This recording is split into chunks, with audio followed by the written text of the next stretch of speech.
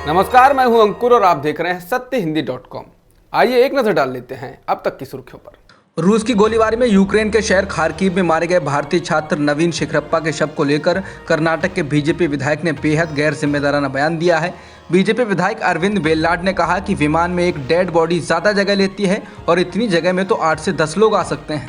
अरविंद नवीन के शव को वापस कर्नाटक लाए जाने को लेकर पूछे गए सवाल का जवाब दे रहे थे। छात्र नवीन शिखरप्पा कर्नाटक के हावेड़ी का रहने वाला था और यूक्रेन में मेडिकल की पढ़ाई करने गया था। उसकी मौत रूसी सेना की गोलीबारी में उस वक्त हुई जब वो खाने का कुछ सामान लेने के लिए एक दुकान के बाहर लाइन में लगा था। यूक्रेन की राजधानी कीव में एक भारतीय छात्र गोली लगने से घायल हो गया है। केंद्रीय मंत्री वीके सिंह ने न्यूज एजेंसी एएनआई को यह जानकारी दी। बता दें कि कुछ दिन पहले यूक्रेन के खार्किव शहर में नवीन शिखरप्पा नाम के छात्र की रूस की बमबारी में मौत हो गई थी। इसके बाद से ही यूक्रेन में फंसे भारतीयों की सुरक्षा की चिंता बहुत ज़्यादा बढ़ गई थी।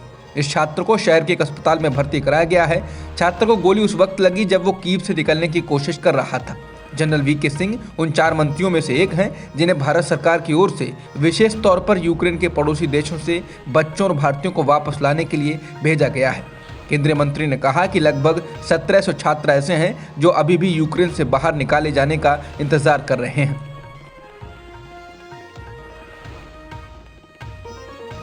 यूक्रेन में फंसे भारतीयों और बाकी विदेशी नागरिकों को निकालने में रूस मदद करने जा रहा है। रूस की समाचार एजेंसी तास के मुताबिक यूक्रेन के खार्किव और सुमी से भारतीयों और अन्य विदेशी नागरिकों को ले जाने के लिए रूस की 130 बसें तैयार हैं। यहाँ से लोगों को रूस के बेलग्राद इलाके में ले जाया जाएगा। रूस के नेशनल डिफेंस कंट्रोल सेंटर के प्रमुख कर्नल जनरल मिखाइल मिजिंत्सेव ने कहा, ये बसें बेलग्राद में 2 चेक पॉइंट्स पर खड़ी हैं। यहाँ से उन्हें रूस लेकर जाया जाएगा। वहाँ खाने पीने की उचित सुविधा देने के बाद उनको उनके देश लौटने में मदद की जाएगी।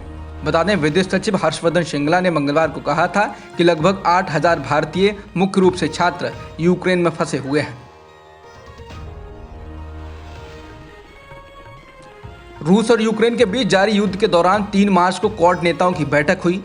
क्वाड में अमेरिका, भारत, जापान और ऑस्ट्रेलिया शामिल हैं। बैठक में भारत ही इकलौता ऐसा देश है जिसने रूस के हमलों की निंदा नहीं की है। यूएन में भी भारत रूस के खिलाफ वोटिंग से दूर रहा। बैठक के बाद नेताओं के साझा बयान में कहा गया कि क्वाड देशों के नेताओं ने मुक्त और खुला हिंद प्रशांत महासागर और क्षेत्रीय अखंडता के सम्मान और क्षेत्रीय स्थिरता और समृद्धि पर मिलकर काम करने के लिए प्रतिबद्धता जताई है। साथ ही यूक्रेन में जारी युद्ध को लेकर कहा गया कि यूक्रेन संकट को लेकर भी आपस में सहयोग करने पर सहमति बनी है। बता दें, भारत के रुख को लेकर अमेरिका खुश नहीं है। खबरें तो यहाँ तक आ रही हैं कि अमेरिका भारत पर S-400 डील के कारण प्रतिबंध लगाने पर विचार कर रहा है। अमेरिका ने अब रूस को लेकर भारत के रुख पर आपत्ति जताई है। अमेरिका ने राजनयिकों को संदेश दिया है कि भारत की तटस्थ रहने की स्थिति उसे रूस के खेमे में ले जा रही है। अमेरिकी मीडिया की रिपोर्ट के मुताबिक वॉशिंगटन ने सख्त लहजे में कूटनैतिक संदेश भारत तक पहुंचाया।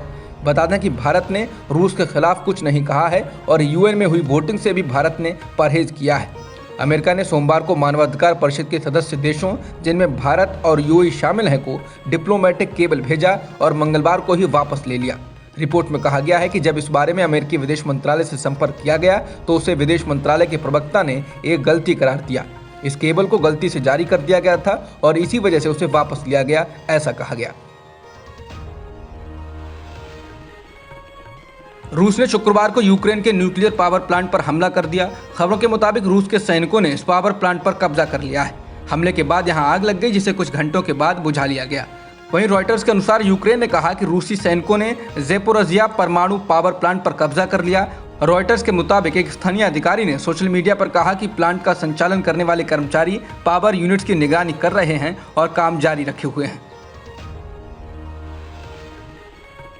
रूसी मानवाधिकार कार्यकर्ता और पूर्व विश्व शतरंज चैंपियन गैरी कास्परोव ने रूस के राष्ट्रपति पुतिन पर तीखा हमला बोला।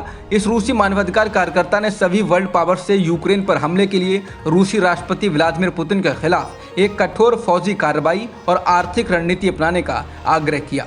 अमेरिकी मीडिया को दिए एक इंटरव्यू में कास्परोव ने पश्चिमी देशों से मॉस्को से अपने राजदूतों को वापस बुलाने, रूस को ग्लोबल पुलिस एजेंसी इंटरपोल से बाहर निकालने और यूक्रेन पर नो फ्लाई जोन लागू करने का आह्वान किया। कास्परोव ने कहा कि रूस को पाषाण युग में वापस डाल देना चाहिए ताकि यह तय हो सके कि रूस का तेल और गैस उद्योग पुतिन की हुकूमत पश्चिमी तकनीकी सहायता के बिना काम नहीं कर सकते। उन्होंने कहा कि पुतिन को सत्ता से हटाए जाने तक इस क्षेत्र में कोई शांति नहीं हो सकती। पुतिन ने कल्पना से परे युद्ध अपराध किए हैं। कास्पारोव ने पुतिन पर अधिक आक्रामक कार्रवाई नहीं करने के लिए अमेरिकी राष्ट्रपति जो बाइडेन पर भी निशाना साधा। उन्होंने कहा कि मुझे उम्मीद है कि अमेरिकी अपनी रणनीति में बदलाव करेंगे और ताकत दिखाएंगे। न्यूक्लियर पावर प्लांट पर हमले के बाद ब्रिटेन ने संयुक्त राष्ट्र सुरक्षा परिषद की आपात बैठक बुलाई। ब्रिटेन के पीएम बोरिस जॉनसन ने वोलोदिमीर जेलेंस्की से बातचीत के दौरान कहा कि राष्ट्रपति पुतिन की लापरवाह कार्यवाही अब सीधे तौर पर यूरोप की सुरक्षा के लिए खतरा हो सकती है।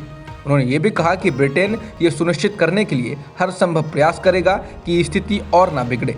ब्रिटेन के पीएम ने कहा कि वो संयुक्त राष्ट्र सुरक्षा परिषद की आपात बैठक की मांग करेंगे और ब्रिटेन इस मुद्दे को रूस और करीबी सहयोगियों के साथ तुरंत उठाएगा। सोहेलदेव भारतीय समाज पार्टी के अध्यक्ष ओम प्रकाश राजभर ने गुरुवार को दावा किया कि उत्तर प्रदेश में भाजपा का जाना तय है। समाजवादी पार्टी के सहयोगी ओपी राजभर ने एक जनसभा में कहा कि 10 मार्च को 10 बजे गाना बजेगा, मेरे अंगने में तुम्हारा क्या काम है और चल सन्यासी मंदिर में। राजभर ने कहा कि भाजपा इस चुनाव में अपने अस्तित्व के लिए लड़ रही है। वो इतनी निराश हो गई है कि देश के इतिहास में पहली बार किसी प्रधानमंत्री को भाजपा के प्रचार के लिए जिलेवार दौरों पर जाना पड़ रहा है। सत्य हिंदी का ऐप डाउनलोड करें गूगल प्ले स्टोर पर। अब तक की खबरों में इतना ही। बाकी खबरों के लिए बने रहिए सत्यहिंदी.com के साथ।